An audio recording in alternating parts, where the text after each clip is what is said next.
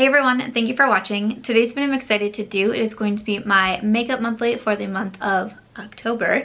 If you are new to my makeup monthly series, this is where I just review all of the products that I have been trying out recently. So I talk about my favorites, I talk about my fails, and I talk about the products that I thought were just fine, but basically just a review wrap up of some of the products that I've been trying. I also do a creator shout out in this video, and I do have 2 book reviews to share at the end for some 5-star books that I have also been loving. So let's go ahead and get started. Alright, I did want to say that I filmed this look for my Instagram, which is March Beauty Word. If you like to see a lot of like demos or tutorials, that's what I do mostly on my Instagram, so you can always check that out. As always, if you like wrap-up review style videos and you appreciate them, please make sure to give this one a thumbs up, and if you're not yet subscribed, you definitely should be. But jumping into it, I start off with my fails. I just have one fail this month, and it was an odd one. This is from e.l.f. Cosmetics. This is their CBD Eye Cream. It says a soothing and reviving eye cream. This was an odd product to me. So this one, after just a few uses, like I'll say maybe like 5 to 7 uses or so, my eyelids started to get so dry and flaky. And what was odd was I was actually talking to a friend of mine, another YouTuber who was using the lotion from the CBD line from e.l.f. And she said, well, a few days after I started using that e.l.f. lotion, my legs are so dry and flaky and I don't know what's going on. So she stopped using the lotion and she was trying to repair them, and I was like, really? I just started using the eye cream and I'd only been using it for about 2 days, but I was like, do I keep using it or not? And I was like, well, you know, everybody's different. That was body lotion, this is eye, like I should be fine. Just a few days later, my eyelids were flaking off. I was like, okay, this is a no, this is revert. So yeah, I would not recommend this one. I don't know what it is about the CBD line that is causing that to happen on people, but this was a no-go for me. Next up, I have a product that I purchased from Sephora maybe like a couple months ago, or pretty much whenever this line came out. I purchased it shortly after that. This is from Patrick Starr and his One Size brand that's available at Sephora. This is the Go Off Makeup Dissolving Mist. If I didn't say, we are now moving into the fine section. So these are the products that I just thought were okay. They didn't absolutely fail me, but I wasn't like, whoa, these are a new favorite. So I was curious to try this because this just isn't how I'd normally remove my makeup. I'm not really interested in makeup wipes. I don't really use those, so I wasn't going for that with the One Size line. But with this one, I was like, I'm not really used to like my face to remove my makeup, but like I like to think of myself as adventurous. I'll give it a try. I did like that they had a full size and also a mini. I purchased the mini. If pretty much on anything, if there's an opportunity to purchase a mini, that is what I'm going to be doing. So with this one, I see some pros and cons. A pro is that I think that it can do a good job taking off the makeup, but also the con at the same time is that I really only notice that when I use a lot of product. And I noticed that I didn't really love the act of spraying my face, which is strange because I do spray my face with the setting spray pretty much every single time I do my makeup. But something about that, I was kind of like, I don't know if that's my favorite. I think I was just, you know, kind of concerned about like getting stuff in my eyes and things like that. I don't know. So I was like, well, I'll start and I'll just spray it on my hand instead, and then I'll just use my hand and to remove it. But I feel like that way it's not removing as much makeup, which I don't really understand, and I feel like I just have to keep using so much product to be able to remove makeup. Where if I use like a cleansing balm, I mean, I just need like a really small amount, like the Good Molecules has a really nice cleansing balm, like things like that. I use such a small amount of product, and with this one I just feel like I have to use so much. I will also skip this if I like tonight. Like I would not use this tonight because I've curled my hair and it'll probably still have, you know, a little bit of wave to it tomorrow. But if I use this and I get it in my hair, which is almost impossible to avoid with doing the spray on it, it really makes my hair, like it makes this section of my hair where I get it in just more like oily looking and just not as clean. So I also can't just use it like I can with any other makeup remover. So it's kind of like pros and cons, but when I do use enough, then I think that it does a good job of really taking everything off, but then I just feel like you have to use a lot of product. So I don't know, I was kind of like going in circles with this one because it's like, it's not a bad product. It doesn't like super irritate me, or it's not like it's not doing anything. So I didn't want to put it in the fail section, but also it's definitely not a favorite of mine. And it's just one of those that's like, yeah, I'll probably use it up over time, but it's not something that I find myself reaching for a whole lot. All right, another product that I wanted to mention, because I did try a few new products from Sephora, so I tried to put them in this video, the ones that I've tried enough that I could talk about. From Charlotte Tilbury, this is her Hollywood Superstar Glow Highlighter. I do have a highlighter declutter on my channel where I really go in depth on all of the different single highlighters that I have, so I can put that one up in the cards. So this one, this is a $55 highlight, which I think that's the biggest thing that's holding me back from making this a favorite, because I do think that it's a really pretty highlight. The color is a little bit more different than I expected it to be. I do have I have a first impression video with it. It is a little bit more subtle than I usually prefer, but I found that I could build it up really easily, and I think that it looks really good on my skin. I don't see this, you know, I have some of my tippy top favorite highlighters. I don't see this jumping into that tippy top favorite category.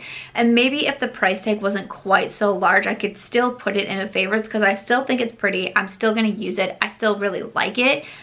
But I would definitely say, you know, we have the Sephora sale coming up. I'm not sure exactly when this video is going live, but the Sephora sale is coming up if you can get a discount with it. Beautylish had a gift card event where you can do the $20 off 100. It's like just something in order to be able to get, because I just feel like $55 is so expensive. And even though it's a really beautiful highlight, I don't really see it cracking into my tippy top faves. All right, so I also have here from Marc Jacobs. This is their new Cheerific eyeshadow palette that launched for holiday. So I picked this one up from Sephora, and I do have a first impression here on YouTube that I can also link.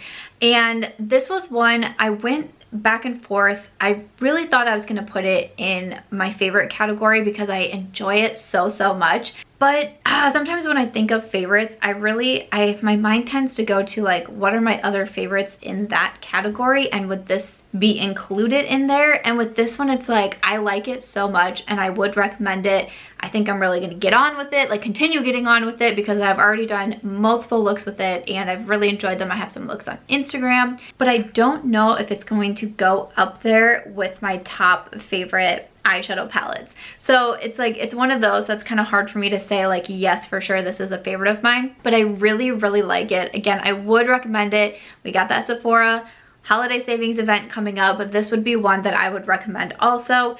And I just thought it was so pretty. I was almost a little bit surprised at how much I enjoyed it, but I really do. I mean, I love these kind of tones. This shade over here, this first one that's more of like a topper shade, I would say. It's actually so beautiful. I've done a couple different looks now where I just kind of pat that over everything and I'm like, what? It's just, it's pretty. It's a color scheme that I think is great. This middle shade is absolutely beautiful. I'm really impressed with it. So again, I like highly recommend this one. It's so hard for me to say like so definitively that this would be a favorite, but it's a good one. All right, the last product that I want to mention for the fine category is actually some skincare. This is from Peter Thomas Roth, and these are their Acne Clear Invisible Dots Blemish Treatment. So I did get a couple products sent over from Peter Thomas Roth. They let me pick a few things from the website, and this is one that I chose. I also did grab their acne cleanser, which has salicylic acid to it. I also did choose a few of their new products from the Water Drench line.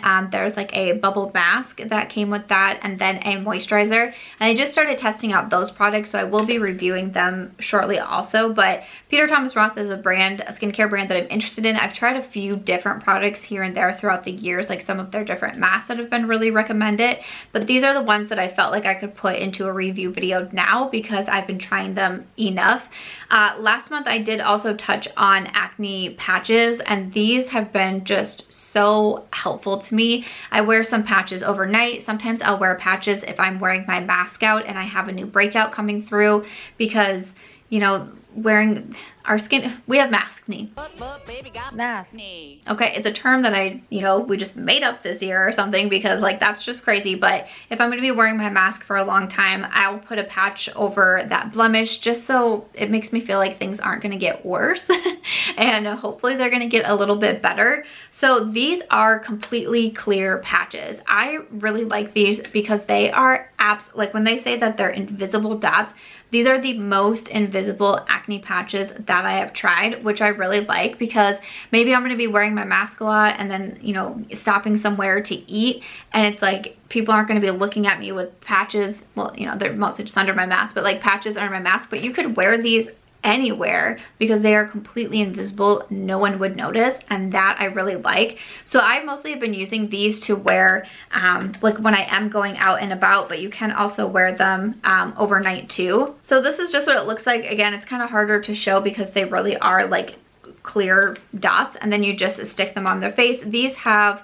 it says to help clear acne and heal blemishes in as few as 8 hours with salicylic acid and tea tree oil and hyaluronic acid, and these are non-irritating. And I would agree with all that. I really do enjoy these. So these come with 72 dots, and I found them for $32, which I don't think is too bad. And I like that with these, you just have so many in here. With some of the other patches that I buy, you can only buy them like 6 at a time or something like that. So I feel like I'm buying so much. Whereas with this, you can just kind of get your own like little tin here. So I really wanted to mention these. Thank you to Peter Thomas Roth for sending them to me and letting me try them out.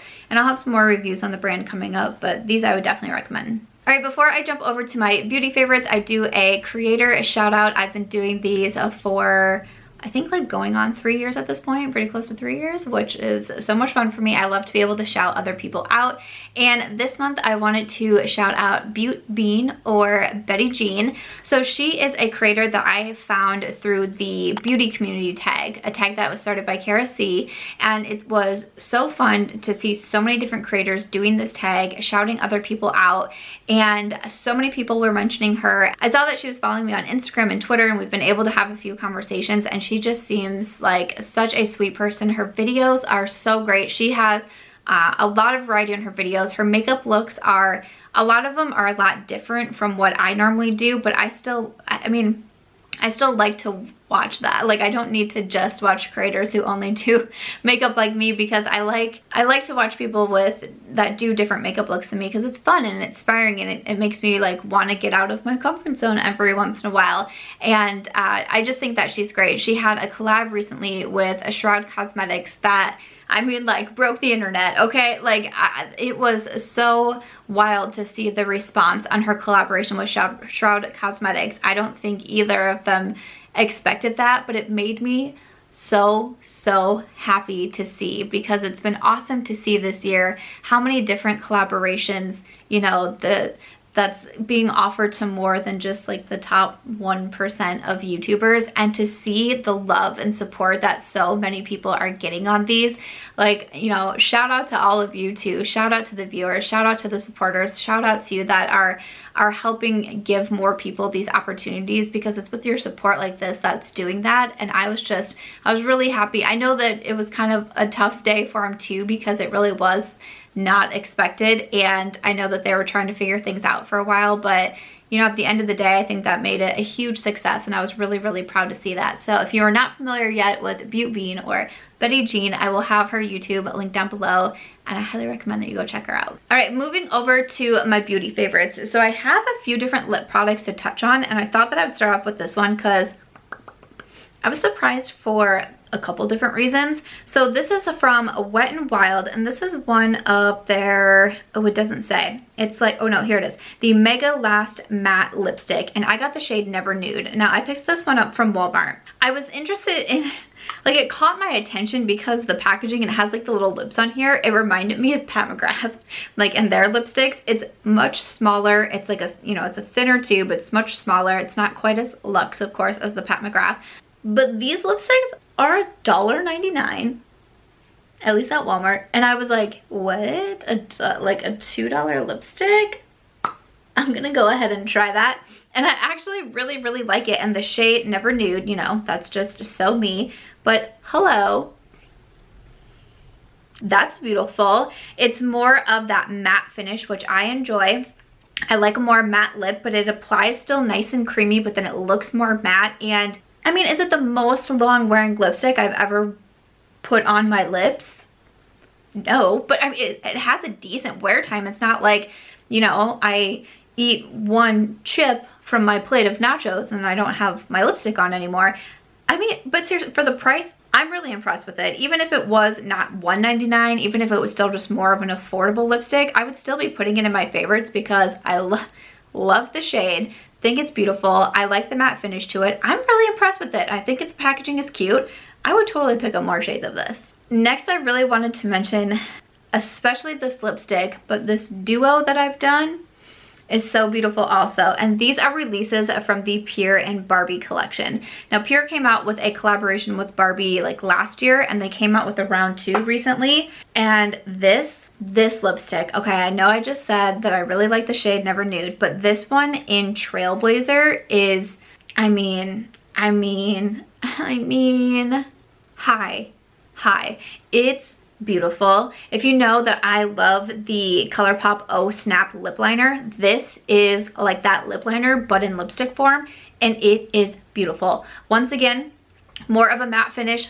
Big fan of this formula, but also just this packaging is so, I mean, it's so gorgeous. It's so Barbie. The color, once again, so beautiful. More of that like nude, but with a little bit of mauve to it. I think that it's beautiful. This one I would say is going to be a little bit more long wearing than the Wet n Wild, but I would highly recommend these lipsticks from Pure. I was so impressed. So just this lipstick on its own, I love, but then I've topped it with this lip gloss in Girl Gloss, also from the Barbie collection, and it was like putting glass onto my lips. It was just insanely beautiful. And yeah, I mean, I don't know what more to say. I'm gonna try, I don't know why. It's just, I mean, it's a clear gloss, but it's gorgeous. And it has this shimmer to it that just makes the lips, again, like look just glassy and wet and juicy and beautiful. And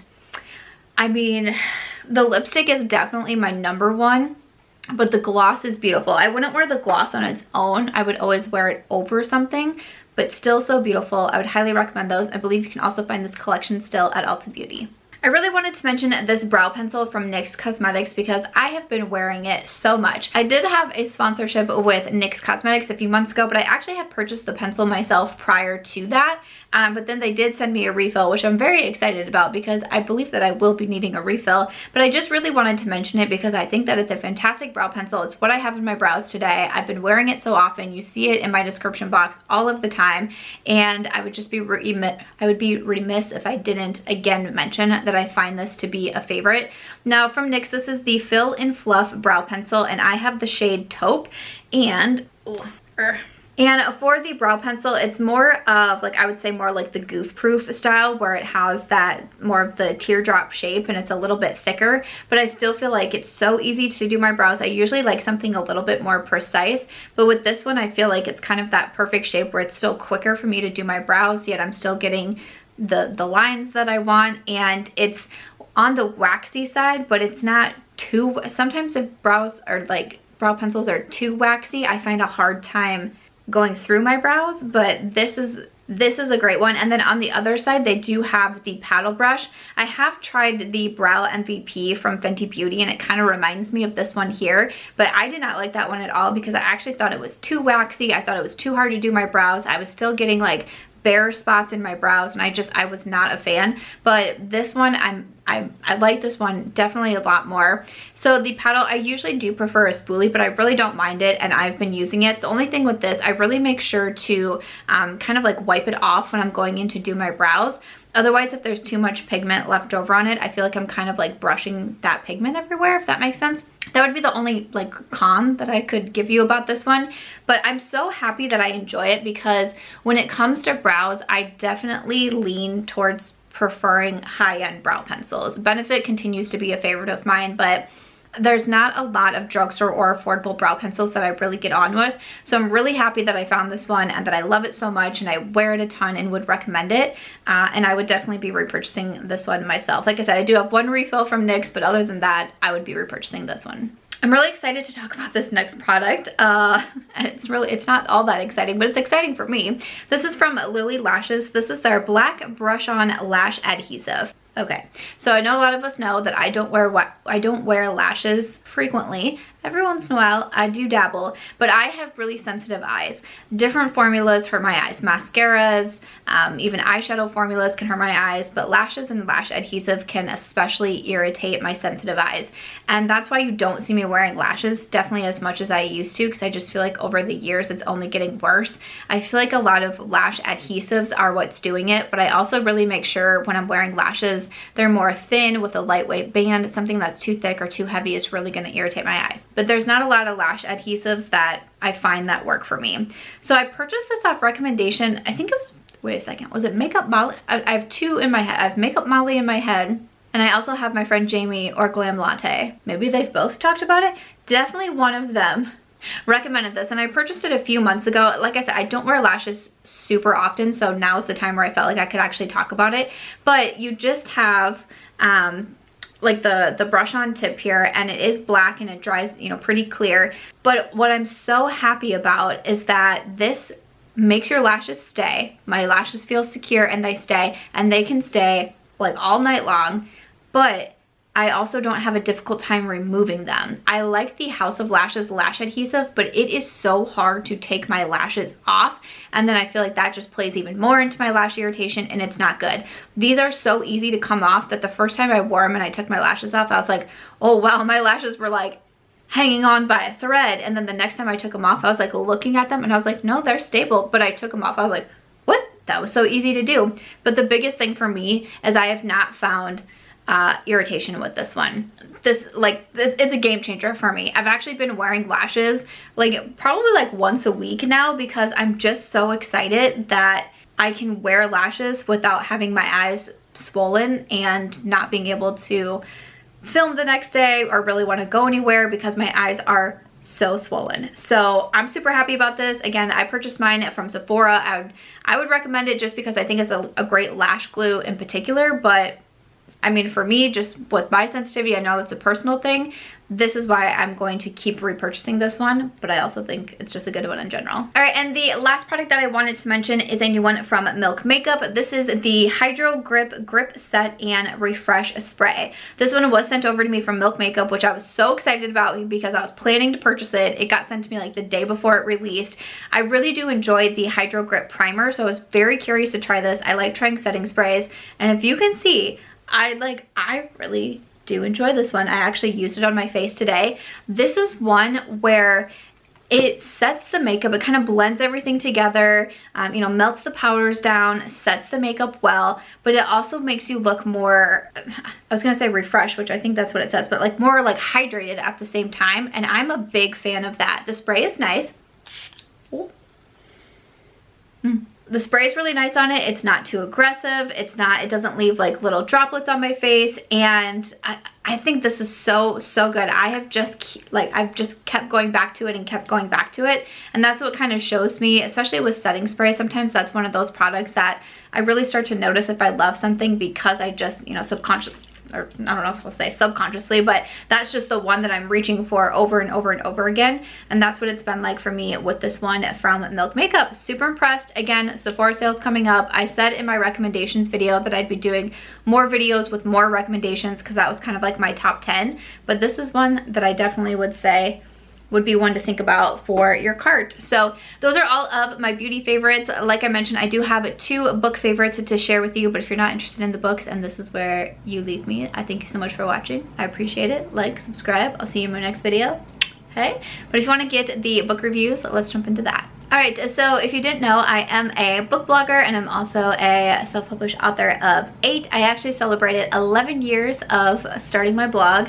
This month on Wednesday, October 21st, was my 11-year anniversary from the first blog post that was published on Chicklet Plus. So it's been great. It's been a crazy and fun journey since deciding to start a blog and just seeing what happens when I put myself out there and tried something different. And you know, this is an accumulation of that, and I'm really proud of it. But I will link my blog in the description box, as well as these books that I'm going to be mentioning. So the first one I have is The Marriage Game by Sara, and this was so much fun. This is going to be more along the lines of a romantic comedy, because we follow Layla Patel, who is coming home to San Francisco.